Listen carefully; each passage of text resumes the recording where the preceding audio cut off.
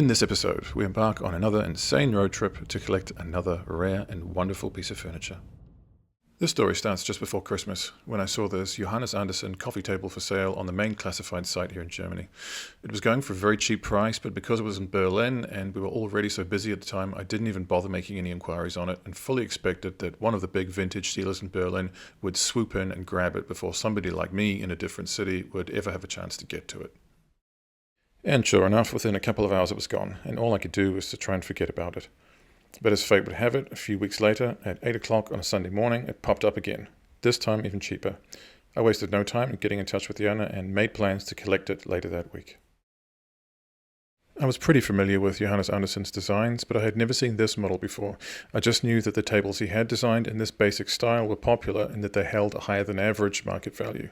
This one was a rosewood variant in what I believe is a subspecies of rosewood called jacaranda. At least that's how it was being advertised anyway. Visually, it looked very much like Brazilian rosewood, but with very unusual figuring on top. It also had these gentle carved recesses along the side, which set it apart from the other designs in this series and gave it a more opulent, exotic look. Both ends of the table featured a slide-out melamine tray, which is a feature I'd seen in a number of his other table designs, many of which are famous for their enhanced functionality. All that being said, this particular table was still an unknown quantity. There was also the fact that given the price and that a previous attempt to sell it had apparently fallen through, I had to assume there was something wrong with it, even though the owner hadn't mentioned anything other than regular wear and tear, which is totally normal for a piece like this. Although I studied the photos as closely as I could, there was only one way to find out. I normally enjoy the chance to get out on the German autobahn and put my foot down a bit, but in this case we had a 700-kilometer round trip which we had to do in one day due to other commitments at home. I also knew that we were going to run into some weather on the trip and I wanted to try and get ahead of it as much as possible, but by the time we were approaching Berlin, the snow had forced the traffic on the autobahn down to about 50 kilometers an hour. We made our way to the address, loaded the table into the car, and after a quick chat with the owners, got back off on the road again with another 5-hour trip in front of us. There were a couple of things worth mentioning at this point. Number one was that when we were inspecting the table, we noticed a lot of little boils on the tabletop where the top coat had cracked and split. Had it been any other table, and had we not driven so far to get it, I might have decided not to buy it, as this looked like water damage. But I was relatively confident that I would find a way to repair it somehow. The other thing was that in looking at the underside of the table, the construction was a little bit different than anything I'd seen before, and so my first reaction was actually that the table could have been a copy or a reproduction.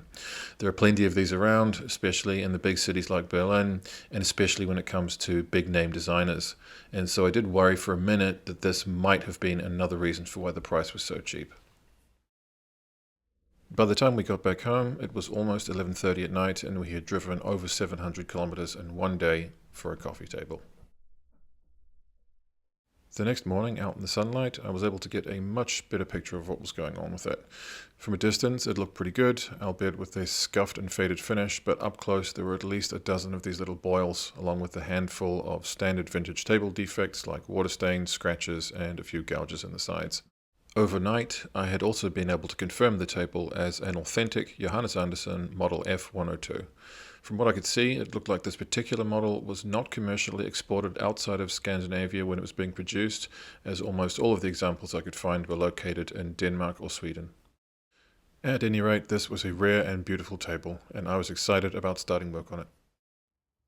First order of business was to take some painter's tape and mark out all the areas that needed special attention, such as the joints between the legs and the framing.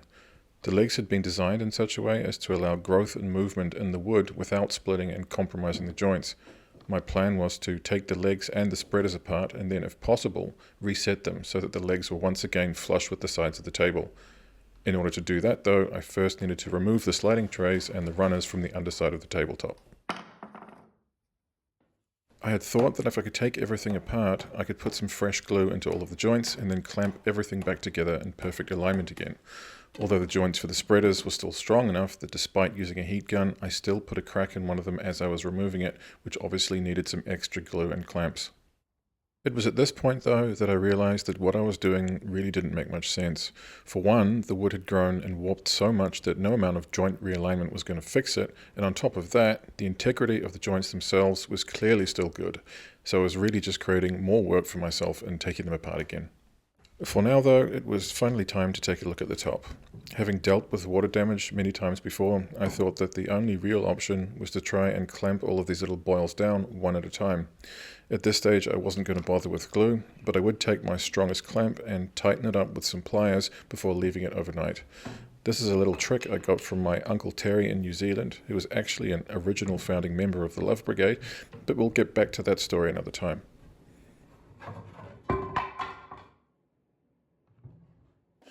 Over the next week or so, I continued the process, moving and resetting the clamps on a daily basis, but it was not clear how much this was actually helping.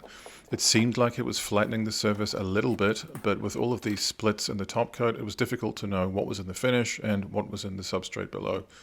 I really wanted to get these boils clamped down before treating the surface with stripper, but after a week of going around in circles and getting nowhere, I got fed up and put some on, really just to try and get a better look at the veneer and see what was going on with it.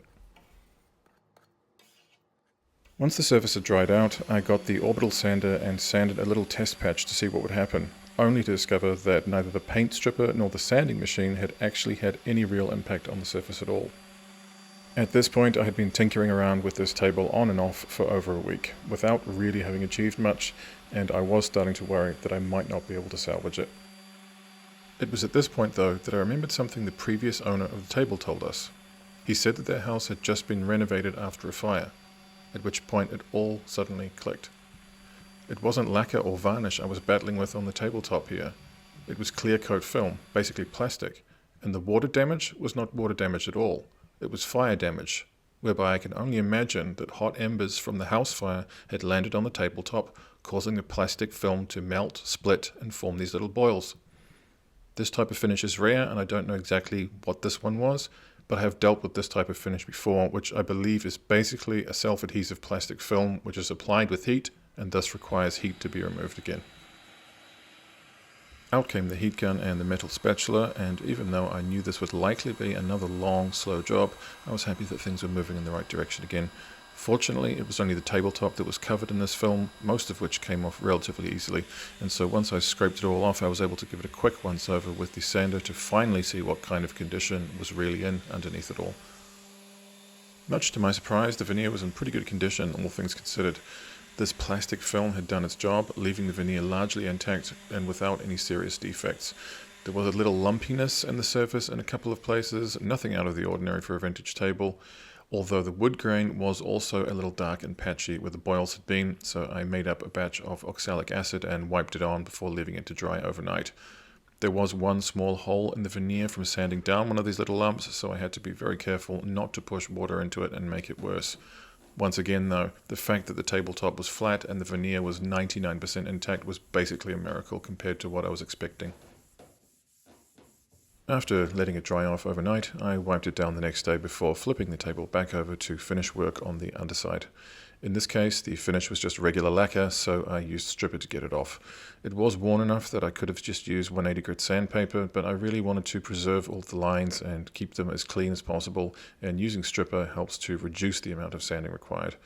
It is always messy though, especially when it comes to rosewood, and in the end I had to use acetone to clean all of the grease, oil and residue off the surface before I could start sanding. At this point though, I returned to the question of how to align the legs correctly.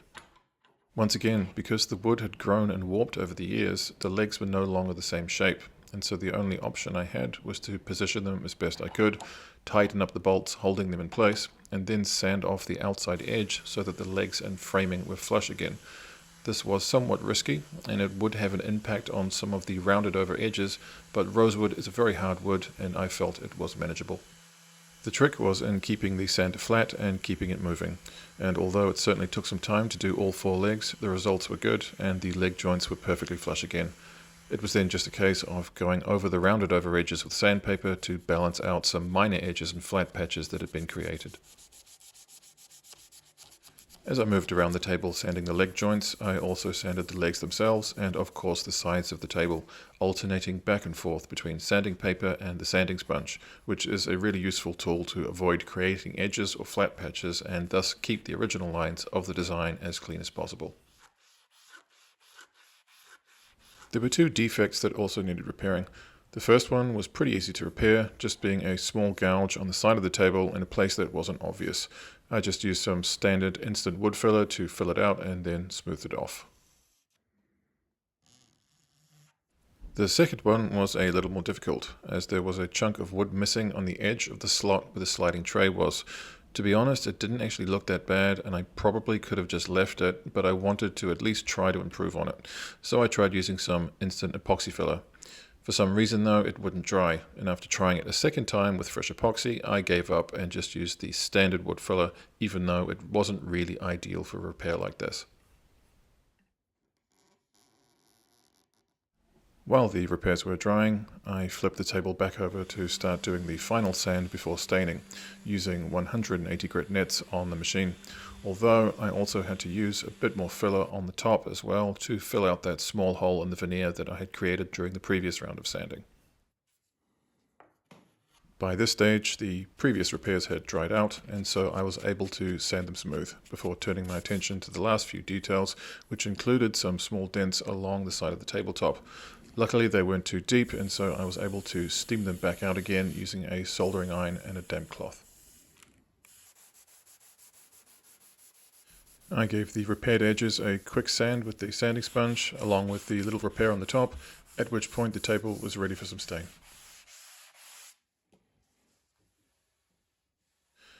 For this project, I had decided I wanted to try and keep the overall color a bit lighter, and so instead of using my regular Brazilian rosewood stain, I actually opted for Oregon honey pine, which is a sort of a dark yellow bordering on orange, but which I had been told would work really well on rosewood if you wanted to get a lighter tone. I naturally started with the underside first for obvious reasons, before flipping it back over to do the top.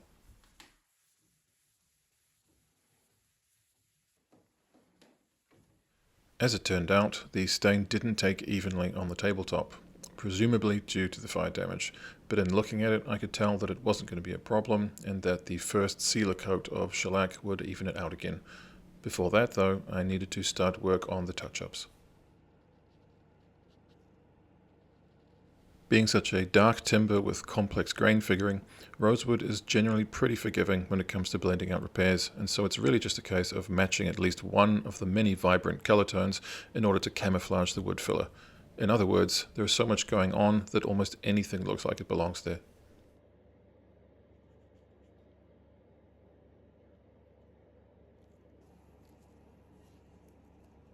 With the touch-ups done, it was time to start the final finishing process, whereby I could add color to the repaired spots between coats if needed. I started with blonde shellac with the intention that I would keep wiping on successive coats until I got a bright and even surface that made the wood grain glow, most likely somewhere between 5 and 7 thin coats.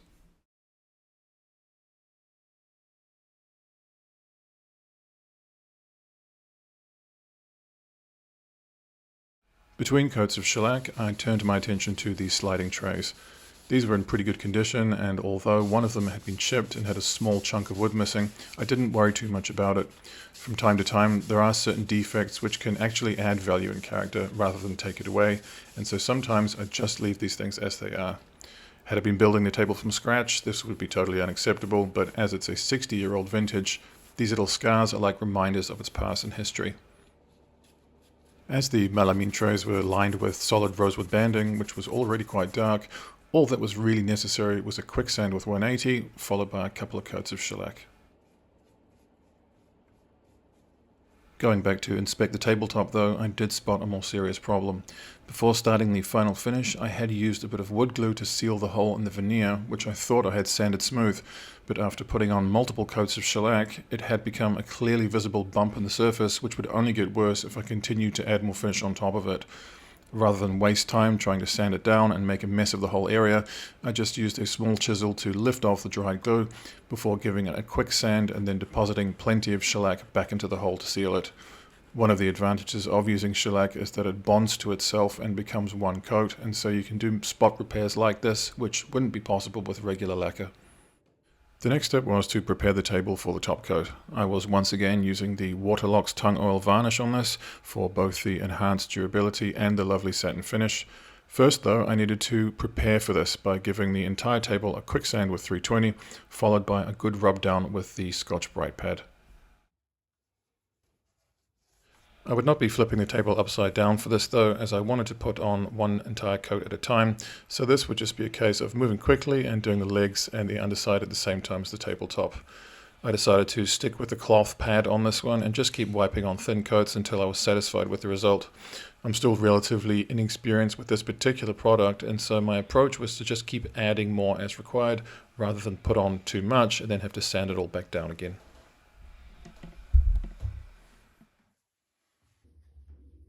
As fate would have it though, by the time I got to the third and final coat a few days later, I was down to the bottom of the varnish can and it had started to solidify, meaning that I had to strain it and reconstitute it with mineral spirits before being able to use it again.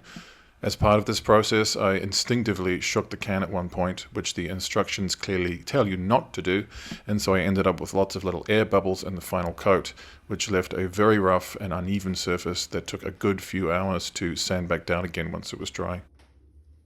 Before I had done any sanding though, I had already flipped the table back over to reinstall the sliding trays on the underside. By this stage, I had already polished them with lacquer reviver, varnished the solid wood edge banding, and given everything a final wax with the beeswax polish. I reinstalled the runners, the positions of which I had already marked out with the pencil, and everything went back together smoothly. All that was remaining now was the final sand and the beeswax polish for the rest of the table. Once again, this was a very lengthy process due to the issues I had been having with the varnish, but fortunately I had built it up enough that it was still thick even after all the sanding. After giving everything a vacuum and a wipe down, it was finally time for some polishing. The orange oil and beeswax polish is very easy to apply and is great for creating a silky medium gloss finish. You simply rub it in with the grain using some fine steel wool and then buff it off again after about 20 minutes or so. I still probably put a bit too much on, as I ended up having to progressively buff it out further over a few days to get it looking really even, but it didn't help that the workshop had probably been a bit damp at the time. That being said, I still prefer to leave heavily finished or polished pieces to dry off for as long as possible before I do any photography on them. It has been my experience that they tend to look a lot more settled down once the shellac has had time to cure and the wax has dried out a bit. They tend to darken a little and lose a bit of sheen and contrast, but in doing so they take on a much more even and balanced appearance. The furniture will lose that freshly finished look, and you're able to see what it's actually going to look like for the next 15 to 20 years of its life. All in all, this project had definitely been an odyssey though. From missing out on it the first time around, to the crazy road trip in the middle of winter to collect it, to worrying that I might have bought a lemon, before finally figuring out what was going on and managing to turn things around, this had been a real journey. But that's why I do it. In some way, each piece is an adventure, and when you're done, there's a story to tell.